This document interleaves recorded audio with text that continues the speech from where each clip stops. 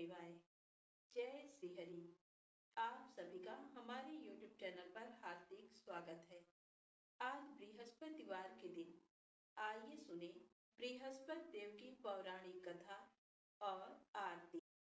प्राचीन समय की बात है। भारत में एक राजा राज करता था। वह बड़ा प्रतापी तथा दानी था। वह नित्य प्रति मंदिर में भागवत दर्शन करने जाता था। वह ब्राह्मण और गुरु की सेवा किया करता था। उसके द्वार कोई भी याचक निराश होकर नहीं लौटता था। वह प्रत्येक गुरुवार को व्रत रखता एवं पूजन करता था। गरीबों की सहायता करता था। परंतु ये सब बातें उसकी रानी को अच्छी नहीं लगती थी। वह न व्रत करती और न किसी को एक भी पैसा दान में देती थी। वह राजा से भी ऐसा करने को मना किया करती थी। एक समय की बात है। राजा शिकार खेलने वन को चले गए। घर पर रानी और दासी थी। उस समय गुरु बृहस्पति साधु का रूप धारण कर राजा के दरवाजे पर भिक्षा मांगने आए। साधु ने रानी से भिक्षा मांगी तो वह कहने लगी, हे साधु महाराज, मैं इस दान और पुण्य से तंग आ गई हूँ। इस कार्य के लिए तो मेरे पतिदेव ही बहुत हैं। अब आप ऐसी कृपा करें कि सारा धन नष्ट हो जाए तथा मैं आराम से रह सकूं। साधु रूपी बृहस्पति देव ने कहा, हे देवी, तुम बड़ी विचित्र हो। संतान और धन से कोई दुखी नहीं होता, इसको सभी चाहते हैं। पापी भी पुत्र और धन की इच्छा करता है। अगर तुम्हारे पास धन अधिक है तो भूखे मनुष्यों को भोजन कराओ, प्याऊ लगवाओ, ब्राह्मणों को दान दो, धर्मशालाएं बनवाओ, कुआं, तालाब, बावड़ी, बाग बगीचे आदि का निर्माण कराओ तथा निर्धनों की कुंवारी कन्याओं का विवाह कराओ। साथ ही यज्ञ आदि करो। इस प्रकार के कर्मों से आपके कुल का और आपका नाम परलोक में भी सार्थक होगा एवं तुम्हें भी स्वर्ग की प्राप्ति होगी। परंतु रानी साधु की इन बातों से खुश नहीं हुई। उसने कहा, हे साधु महाराज, मुझे ऐसे धन की आवश्यकता नहीं जिसको मैं अन्य लोगों को दान देती फिरूं तथा जिसको रखने और संभालने में ही मेरा सारा समय नष्ट हो जाए। साधु ने कहा, हे देवी, यदि तुम्हारी ऐसी ही इच्छा है तो जैसा मैं तुम्हें बताता हूँ तुम वैसा ही करना। बृहस्पतिवार के दिन घर आंगन को गोबर से लीपना, अपने केसों को पीली मिट्टी से धोना, केसों को धोते समय स्नान करना, राजा से कहना वह हजामत करवाए, भोजन में मांस मदिरा खाना, कपड़े धोबी के हाथ धुलने देना। इस प्रकार 7 बृहस्पतिवार करने से तुम्हारा सारा धन नष्ट हो जाएगा। ये कहकर साधु महाराज रूपी बृहस्पति देव अंतर ध्यान हो गए। रानी ने साधु के कहने के अनुसार 7 बृहस्पतिवार तक वैसा ही करने का विचार किया। साधु के बताए अनुसार कार्य करते हुए केवल 3 बृहस्पतिवार ही बीते थे कि उसकी समस्त धन संपत्ति नष्ट हो गई। भोजन के लिए दोनों समय परिवार तरसने लगा तथा सांसारिक भोगों से दुखी रहने लगा। तब राजा रानी से कहने लगा कि हे रानी, तुम यहाँ पर रहो, मैं दूसरे देश को जाता हूँ, क्योंकि यहाँ पर मुझे सभी मनुष्य जानते हैं, इसलिए मैं यहाँ पर कोई काम नहीं कर सकता। मैं अब परदेश जा रहा हूँ, वहाँ कोई काम धंधा करूँगा, शायद हमारे भाग्य बदल जाए। ऐसा कहकर राजा परदेश चला गया। वह वहाँ जंगल से लकड़ी काट कर लाता और शहर में बेचता। इस तरह जीवन व्यतीत करने लगा। इधर राजा के बिना रानी और दासी दुखी रहने लगी। किसी दिन भोजन मिलता और किसी दिन जल पीकर ही रह जाती। एक बार जब रानी और दासी को 7 दिन तक बिना भोजन के रहना पड़ा तो रानी ने अपनी दासी से कहा, हे दासी, पास ही के नगर में मेरी बहन रहती है, वह बड़ी धनवान है, तू उसके पास जा और कुछ ले आ ताकि थोड़ी बहुत गुजर बसर हो जाए। दासी रानी की बहन के पास गई। उस दिन गुरुवार था और रानी की बहन उस समय बृहस्पतिवार व्रत की कथा सुन रही थी। दासी ने रानी की बहन को अपनी रानी का संदेश दिया, लेकिन रानी की बड़ी बहन ने कोई उत्तर नहीं दिया। जब दासी को रानी की बहन से कोई उत्तर नहीं मिला, तो वह बहुत दुखी हुई और उसे क्रोध भी आया। दासी ने वापस आकर रानी को सारी बात बता दी। सुनकर रानी ने अपने भाग्य को कोसा। उधर रानी की बहन ने सोचा कि मेरी बहन की दासी आई थी, परंतु मैं उससे नहीं बोली। इससे वह बहुत दुखी हुई होगी। कथा सुनकर और पूजन समाप्त करके वह अपनी बहन के घर आई और कहने लगी, हे बहन, मैं बृहस्पतिवार का व्रत कर रही थी। तुम्हारी दासी मेरे घर आई थी, परंतु जब तक कथा होती है तब तक न तो उठते हैं और न ही बोलते हैं, इसलिए मैं नहीं बोली। कहो दासी क्यों गई थी? रानी बोली, बहन, तुमसे क्या छिपाऊं? हमारे घर में खाने तक को अनाज नहीं था। ऐसा कहते कहते रानी की आंखें भर आईं। उसने दासी समेत पिछले 7 दिनों से भूखे रहने तक की बात अपनी बहन को विस्तार पूर्वक सुना दी। रानी की बहन बोली, देखो बहन, भगवान बृहस्पति देव सबकी मनोकामना को पूर्ण करते हैं। देखो, शायद तुम्हारे घर में अनाज रखा हो। पहले तो रानी को विश्वास नहीं हुआ और बहन के आग्रह करने पर उसने अपनी दासी को अंदर भेजा, तो उसे सचमुच अनाज से भरा एक घड़ा मिल गया। ये देखकर दासी को बड़ी हैरानी हुई। दासी रानी से कहने लगी, हे रानी, जब हमको भोजन नहीं मिलता तो हम व्रत ही तो करते हैं, इसलिए क्यों न इनसे व्रत और कथा की विधि पूछ ली जाए, ताकि हम भी व्रत कर सकें। तब रानी ने अपनी बहन से बृहस्पतिवार व्रत के बारे में पूछा। उसकी बहन ने बताया, बृहस्पतिवार के व्रत में चने की दाल और मुनक्का से विष्णु भगवान का केले की जड़ में पूजन करें तथा दीपक जलाएं, व्रत कथा सुने और पीला भोजन ही करें। इससे बृहस्पति देव प्रसन्न होते हैं। व्रत और पूजन विधि बताकर रानी की बहन अपने घर को लौट गई। 7 दिन के बाद जब गुरुवार आया तो रानी और दासी ने व्रत रखा। घुड़साल में जाकर चना और गुड़ लेकर आई, फिर उससे केले की जड़ तथा विष्णु भगवान का पूजन किया। अब पीला भोजन कहाँ से आए, इस बात को लेकर दोनों बहुत दुखी थे। क्योंकि उन्होंने व्रत रखा था, इसलिए बृहस्पति देव उनसे प्रसन्न थे। इसलिए वे एक साधारण व्यक्ति का रूप धारण कर 2 थालों में सुंदर पीला भोजन दासी को दे गए। भोजन पाकर दासी प्रसन्न हुई और फिर रानी के साथ मिलकर भोजन ग्रहण किया। उसके बाद वे सभी गुरुवार को व्रत और पूजन करने लगी। बृहस्पति भगवान की कृपा से उनके पास फिर से धन संपत्ति आ गई, परंतु रानी फिर से पहले की तरह आलस्य करने लगी। तब दासी बोली, देखो रानी, तुम पहले भी इस प्रकार आलस्य करती थी। तुम्हें धन रखने में कष्ट होता था, इस कारण सभी धन नष्ट हो गया, और अब जब भगवान बृहस्पति की कृपा से धन मिला है तो तुम्हें फिर से आलस्य होता है। रानी को समझाते हुए दासी कहती है कि बड़ी मुसीबतों के बाद हमने ये धन पाया है, इसलिए हमें दान पुण्य करना चाहिए, भूखे मनुष्यों को भोजन कराना चाहिए और धन को शुभ कार्यों में खर्च करना चाहिए, जिससे तुम्हारे कुल का यश बढ़ेगा, स्वर्ग की प्राप्ति होगी और पितृ प्रसन्न होंगे। दासी की बात मानकर रानी अपना धन शुभ कार्यों में खर्च करने लगी, जिससे पूरे नगर में उसका यश फैलने लगा।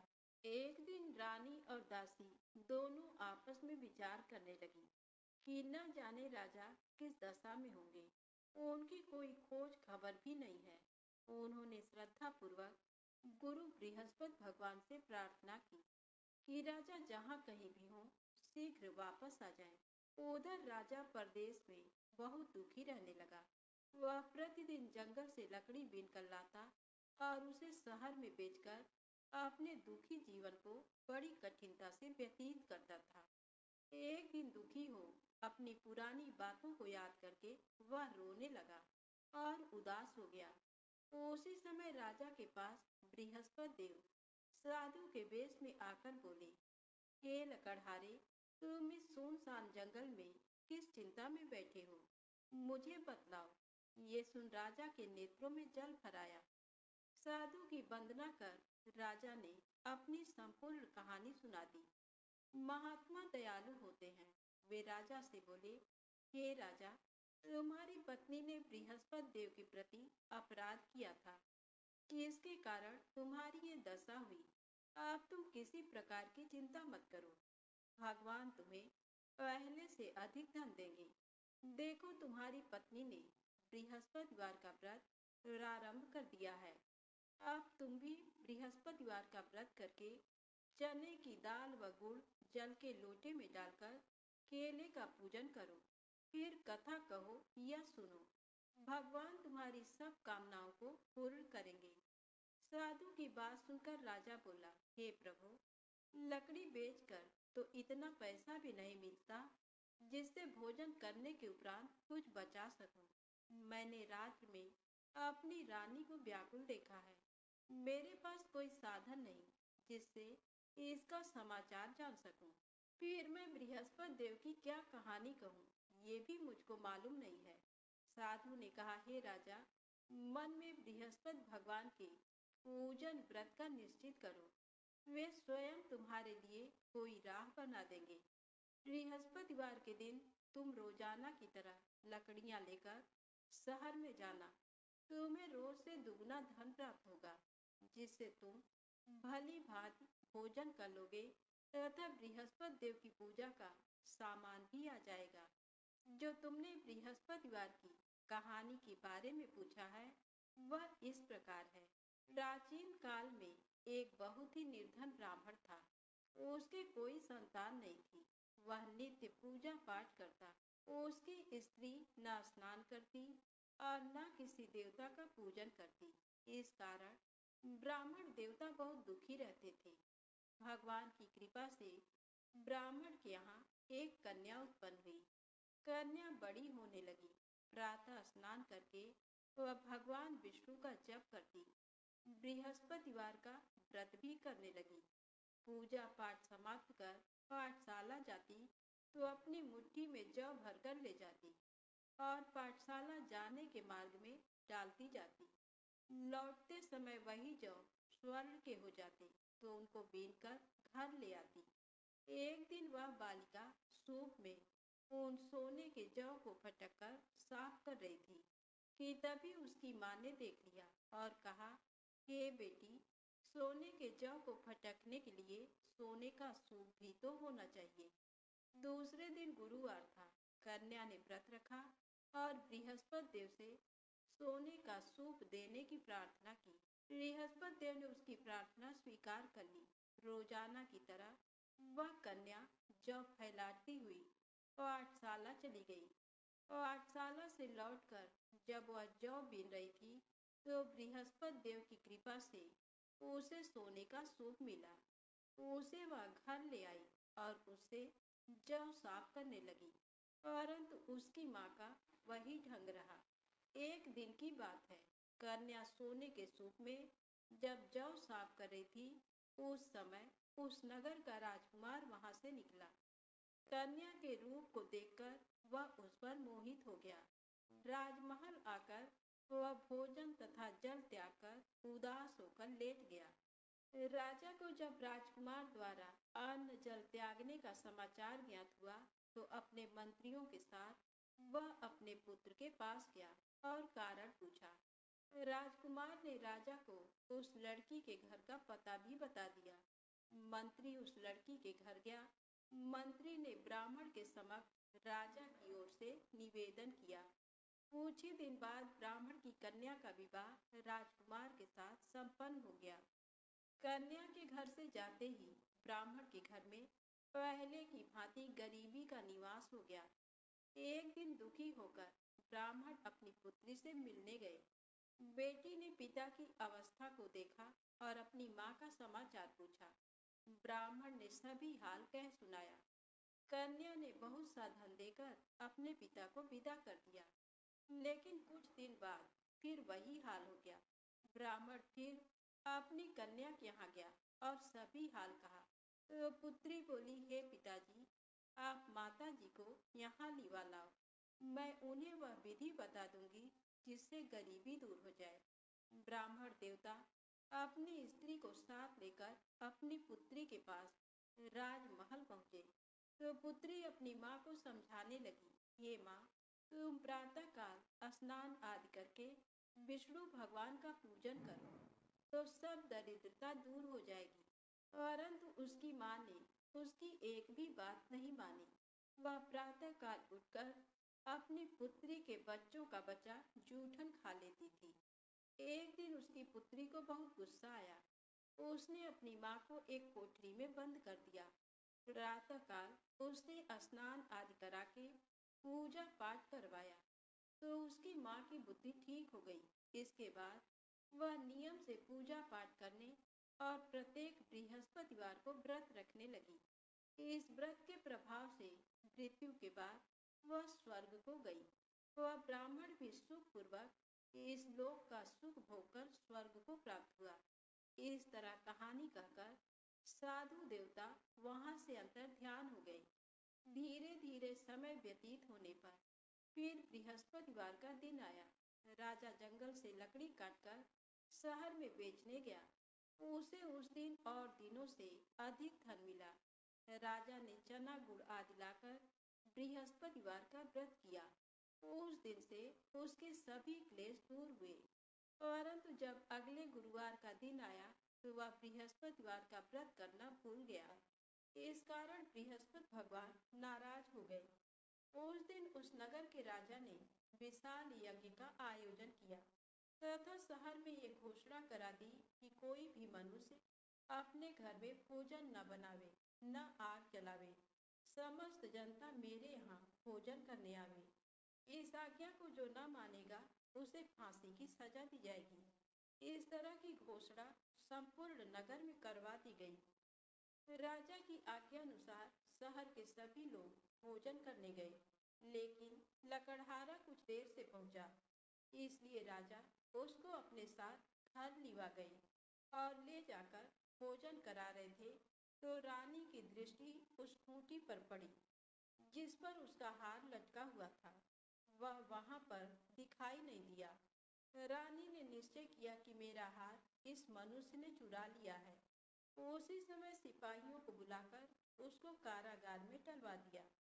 जब लकड़हारा कारागार में पड़ गया और बहुत दुखी होकर विचार करने लगा कि न जाने कौन से पूर्व जन्म के कर्म से मुझे ये दुख प्राप्त हुआ, और उसी साधु को याद करने लगा जो कि जंगल में मिला था। उसी समय तत्काल बृहस्पति देव साधु के रूप में प्रकट हुए और उसकी दशा को देखकर कहने लगे, अरे मूर्ख, तूने बृहस्पति देव की कथा नहीं करी, इस कारण तुझे दुख प्राप्त हुआ है। अब चिंता मत कर। बृहस्पतिवार के दिन कारागार के दरवाजे पर 4 पैसे पड़े मिलेंगे। उनसे तू बृहस्पति देव की पूजा करना, तेरे सभी कष्ट दूर हो जाएंगे। बृहस्पति के दिन उसे 4 पैसे मिले। लकड़हारे ने कथा कही। उसी रात को बृहस्पति देव ने उस नगर के राजा को स्वप्न में कहा, हे राजा, तुमने जिस आदमी को कारागार में बंद कर दिया है वह निर्दोष है। वह राजा है, उसे छोड़ देना। रानी का हार उसी खूंटी पर लटका है। अगर तू ऐसा नहीं करेगा तो मैं तेरे राज्य को नष्ट कर दूंगा।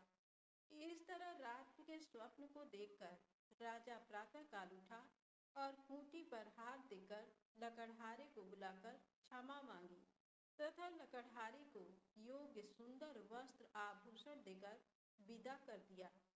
बृहस्पति देव की आज्ञा अनुसार लकड़हारा अपने नगर को चल दिया। राजा जब अपने नगर के निकट पहुंचा तो उसे बड़ा आश्चर्य हुआ। नगर में पहले से अधिक बाग, तालाब, कुएं तथा बहुत सी धर्मशाला, मंदिर आदि बन गए हैं। राजा ने पूछा, ये किसका बाग और धर्मशाला है? तब नगर के सब लोग कहने लगे, ये सब रानी और बांदी के हैं। तो राजा को आश्चर्य हुआ। और गुस्सा भी आया। जब रानी ने ये खबर सुनी कि राजा आ रहे हैं, तो उन्होंने बांदी से कहा कि हे दासी, देख राजा हमको कितनी बुरी हालत में छोड़ गए थे। हमारी ऐसी हालत देखकर वह लौट न जाएं, इसलिए तू दरवाजे पर खड़ी हो जा। आज्ञा अनुसार दासी दरवाजे पर खड़ी हो गई। राजा आए तो उन्हें अपने साथ लिवा लाई। तब राजा ने क्रोध करके अपनी रानी से पूछा कि ये धन तुम्हें कैसे प्राप्त हुआ है। तब उन्होंने कहा, हमें ये सब धन बृहस्पति देव के इस व्रत के प्रभाव से प्राप्त हुआ है। राजा ने निश्चय किया कि 7 रोज बाद तो सभी बृहस्पति देव का पूजन करते हैं, परंतु मैं प्रतिदिन दिन में 3 बार कहानी तथा रोज व्रत किया करूंगा। अब हर समय राजा के दुपट्टे में चने की दाल बंधी रहती तथा दिन में 3 बार कहानी कहता। एक रोज राजा ने विचार किया कि चलो अपनी बहन के यहाँ हो आवें। इस तरह निश्चय कर राजा घोड़े पर सवार हो अपनी बहन के यहाँ को चलने लगा। मार्ग में उसने देखा कि कुछ आदमी एक मुर्दे को लिए जा रहे हैं। उन्हें रोककर राजा कहने लगा, अरे भाइयों, मेरी बृहस्पति देव की कथा सुन लो। वे बोले, लो, हमारा तो आदमी मर गया है, इसको अपनी कथा की पड़ी है। परंतु कुछ आदमी बोले, अच्छा कहो, हम तुम्हारी कथा भी सुनेंगे। राजा ने दाल निकाली और जब कथा आधी हुई थी कि मुर्दा हिलने लग गया, और जब कथा समाप्त हो गई तो राम राम करके मनुष्य उठकर खड़ा हो गया। आगे मार्ग में उसे एक किसान खेत में हल चलाता मिला। राजा ने उसे देखा और उससे बोले, अरे भैया, तुम मेरे बृहस्पतिवार की कथा सुन लो। किसान बोला, जब तक मैं तेरी कथा सुनूंगा तब तक 4 हरैया जोत लूंगा। जाए अपनी कथा किसी और को सुनाना। इस तरह राजा आगे चलने लगा। राजा के हटते ही बैल पछाड़ खाकर गिर गए तथा किसान के पेट में बड़ी जोर का दर्द होने लगा। उस समय उसकी माँ रोटी लेकर आई। उसने जब ये देखा तो अपने पुत्र से सब हाल पूछा और बेटे ने सभी हाल कह दिया। तो बुढ़िया दौड़ी दौड़ी उस घुड़सवार के पास गई और उससे बोली कि मैं तेरी कथा सुनूंगी, तू अपनी कथा मेरे खेत पर चलकर ही कहना। राजा ने बुढ़िया के खेत पर जाकर कथा कही, जिसके सुनते ही वह बैल उठ खड़े हुए तथा किसान के पेट का दर्द भी बंद हो गया। राजा अपनी बहन के घर पहुंचा। बहन ने भाई की खूब मेहमानी की। दूसरे रोज प्रातःकाल राजा जगा।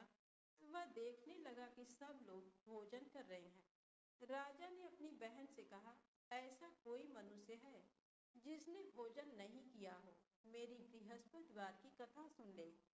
बहन बोली, हे भैया, ये देश ऐसा ही है कि पहले यहाँ लोग भोजन करते हैं, बाद में अन्य काम करते हैं। अगर कोई पड़ोस में हो तो देख आऊं। वह ऐसा कहकर देखने चली गई, परंतु उसे कोई ऐसा व्यक्ति नहीं मिला जिसने भोजन न किया हो। अतः वह एक कुम्हार के घर गई, जिसका लड़का बीमार था। उसे मालूम हुआ कि उनके यहाँ 3 रोज से किसी ने भोजन नहीं किया है। रानी ने अपने भाई की कथा सुनने के लिए कुम्हार से कहा। वह तैयार हो गया। राजा ने जाकर बृहस्पतिवार की कथा कही, जिसको सुनकर उसका लड़का ठीक हो गया।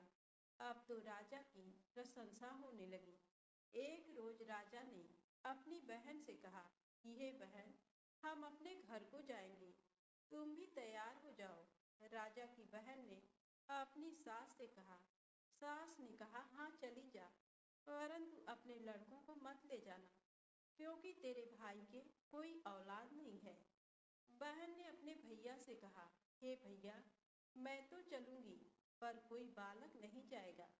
राजा बोला, जब कोई बालक नहीं चलेगा तब तुम ही क्या करोगी।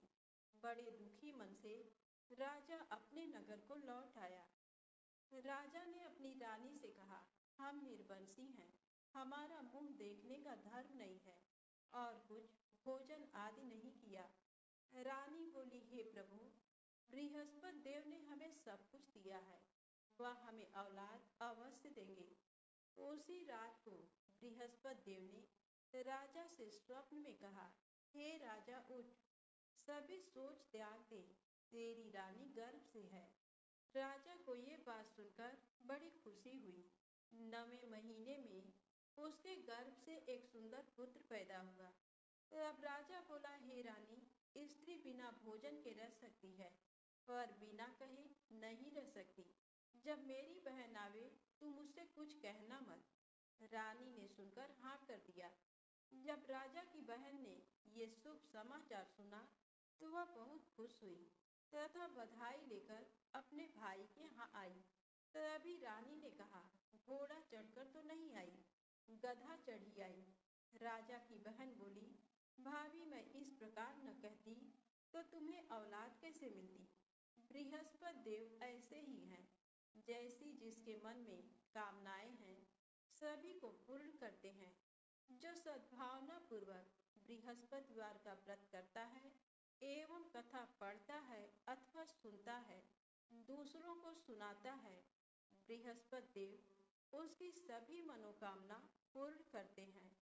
प्रेम से बोले बृहस्पति भगवान की जय हो। आइए सुने बृहस्पति देव की आरती। ओम जय बृहस्पति देवा, ओम जय बृहस्पति देवा।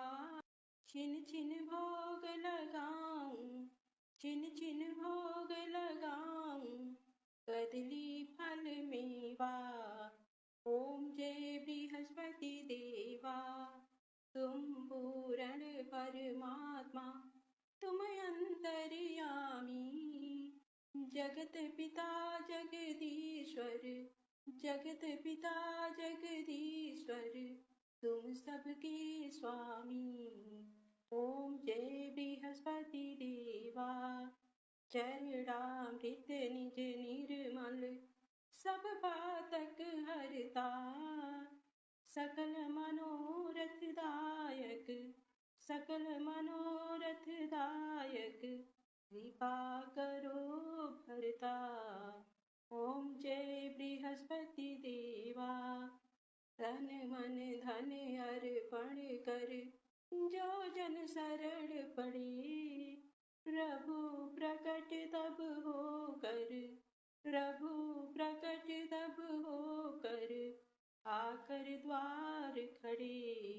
ओम जय बृहस्पति देवा, दीन दयाल दयानिधि, भक्तन हितकारी, पाप दोष सब हरता, पाप दोष सब हरता, भव बंधन हारी। ओम जय बृहस्पति देवा, सकल मनोरथ दायक, सब संशय हारो, विषय विकार मिटाओ, विषय विकार मिटाओ, संतन सुखकारी। ओम जय बृहस्पति देवा, श्री बृहस्पति जी की आरती प्रेम से जो गावे, सुख संपत्ति धन वैभव, सुख संपत्ति धन वैभव, सो